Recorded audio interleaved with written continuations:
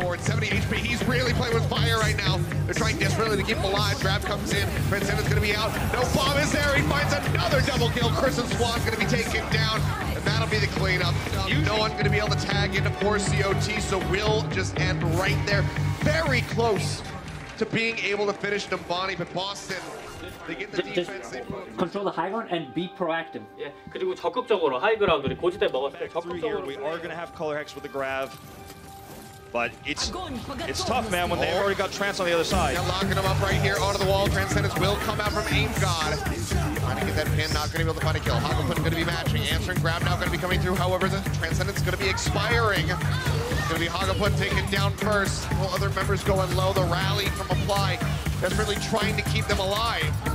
Yeah, they're just going to buy a little bit of time here, but that's all they're going to get. Oh. I mean, absolutely decisive play. 2 back-to-back for Fusion. Lower and lower, but Aim God gets the Transcendence in, keeps him alive, and Apply's going to be pinned. Fusion finds the kill. EMP coming in, but I think it's just too darn late. That'll be the sound barrier thrown in. Calyx just keeping everybody else alive. The team one will be there to stay alive. The grab comes in, locking up the members of the Boston Uprising, but they need a miracle to try to turn this one around. The sound barrier shields are there. Swan nails the fat shatter, but it's not going to be enough. He can't kill them off by himself. Boston Uprising, they get the victory. They get the 4-0. What they were looking for, Fusion's made. My first 2 maps about the Boston game was that we were pretty much lost for the first 2 maps. They completely rolled over us and we had no answer for it. For the second half, for Horizon, a lot of our players stepped up to the plate and started making calls and reading into their movement, understanding what they're trying to do and what we can do. And it obviously showed in the 3rd map, and all on that, we definitely got a little better versing them. Practice has been stressful. Scrims are 50-50. Some days we go well, some days they go poorly. Main thing to take from that is that we don't let the poor scrims get to us, and that we make sure we perform our best on stage. I think that our performance throughout the beginning of the season was just embarrassing. It was a giant letdown for the brand, the company, for the staff, for the players, for the fans, for the community, for everybody, I think. It was a giant letdown for literally everybody, for the league. And I think that it's something that we're working on fixing. I think that at the beginning, the first match we played against versus Atlanta, it was definitely nerves. The guys, it was our first day on stage. We didn't really have much to go on. A lot of the guys, this was their first time playing on a stage, or the first time in a long time playing on stage again. It's a big stage, lots of people. It's the most prestigious league in Overwatch. So I think that played a really big role. The only game that I felt like we looked alive in and sort of showed our potential is our game versus Philly. Admittedly, Philly had a sub in for their flex support role, but I still think that day we were the most coordinated, we were the most calm, we were the most, we had a plan for everything, we had contingency plans. I think that game was the best game that our team has played in a match.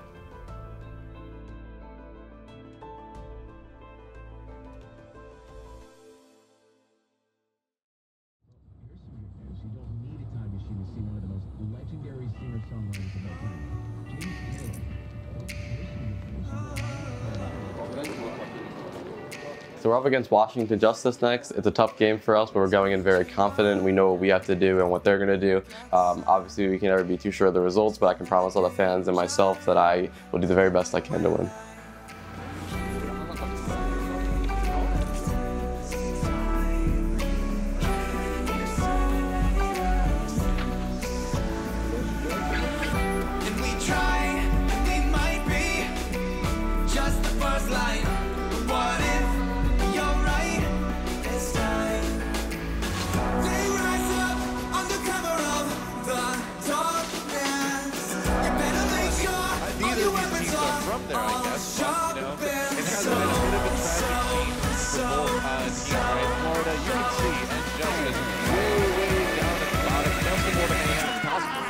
Coming out the gates with some Winston-based 3-3 composition, so 3 tanks and 3 supports for both of these teams, as we do see mirror lineups of heroes. Finally made it back, but they've given up a lot of control over here, and they do swap it. Florida Mayhem grabs it, self-destruct. Oh, it gets 2. Fozix and Corey caught by that one, and Now Florida should get a good amount of time on the point. Self-destruct got nothing from Justice. Florida Mayhem in a prime position to try to hold this one. They demech Corey, but they do lose BQB in the process. McGravy goes out, but he charges back up again. Otto, though, gets knocked off by the right click from Chris. And it looks like Florida will be able to maintain control here, and they have got that Sombra now. Swapping things up, the swap comes in. It's going to be Washington, and they're going to take it. We're all tied up here on Nepal. I don't know how. Thanks, man, they got another kill, but Chris going back with one on Otto. Florida not out of it just yet. Oh, maybe they are now. Losing McGravy.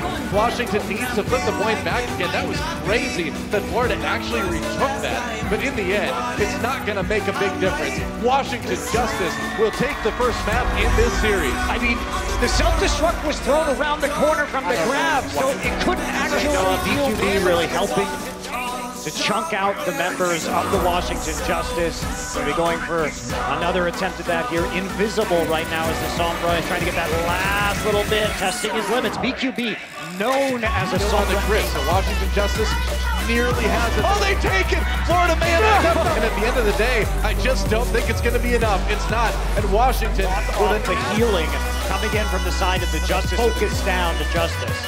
Something you don't see. Zephyr drop. Washington, they've done it. They are going to actually take 2 maps in a row in this series. Washington Justice will put themselves 1 map away. 6 people are talking. And then when we get to the fight, you guys still don't know what you're doing because 6 people were talking and no one was listening. Trying to get us on the same page, but we don't stop. I think it's impossible. Just please calm down between fights, let Apply speak. No worries for you. That Game of Thrones. Go sissy on you. Having a bit of chat with the coaches during halftime was enough to jog Florida Mayhem back on track. And we'll see if they can do that. You know, I like Washington has not shown us really a convincing way that they're going to beat this, even though they have hidden their supports well to not get EMP. Hagapan pops a Transcendence. Come in. Oh, there's a shatter from Swan, and Janusz down. It looks like Florida Mayhem may just be able to keep things going here. Still some healing on the point with Hagapan's Transcendence. All right, with that Earth Shatter. There's a grab, there's Guido's Transcendence. Oh, Corey's grab got eaten by Zephyr. That is huge for Florida, and the kills coming in and keep themselves alive. They'll do it. We're not done yet. Holy moly, I can't believe they got that clutch graviton negated by the defense. They've got Otto, they've got the 65. We'll see if they can make something happen. Sound dirty used early, and there's the EMP on top of it. Once again, that armor, or that shield rather, cleared by the EMP. And it's going to be Jackie's going to get a lot of damage up in his face. And that's it. Florida Mayhem manages to take it before overtime so far. Washington Justice on the attack. Going to a 5th map in this series between Washington Justice and Florida Mayhem. Fozix doing an admirable time staying alive, but that's a map that will go to Florida Mayhem. But they're going to have to rush it. They may have to use Sound Barrier on their approach. They got another grab. Oh, Guido! That's going to be it for this one. Florida Mayhem taking the round. They will get the first point on Ilios. His primal range, the 98, 99. We are in overtime. Washington Justice on the verge of in the last round of the last map of the last series. They do it. They finally get a win here in the Overwatch League. The team congratulating Otto. He has waited a lot longer than the rest of the guys on that team to do it. You really love to see it.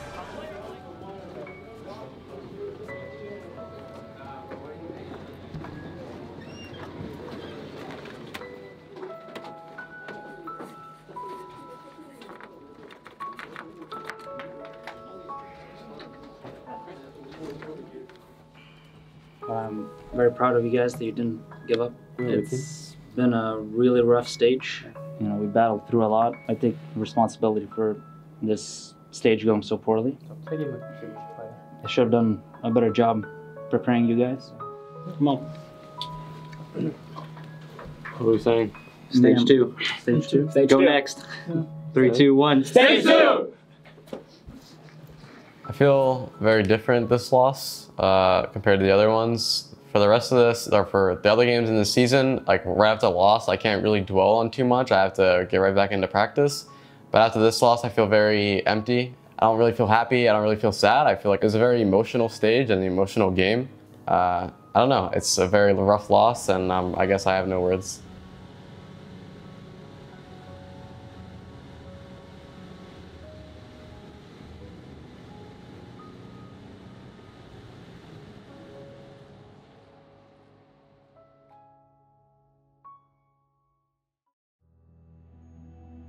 Name's Albert, and I am the assistant GM and head of academy.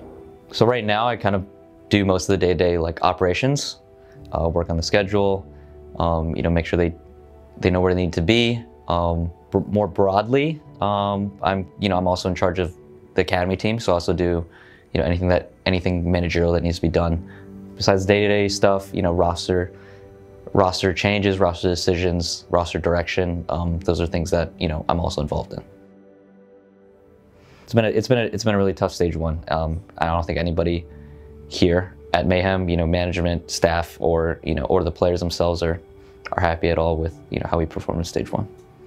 So some takeaways, I guess, from our bad stage one is I believe we know what the issues are in terms of team performance and team chemistry.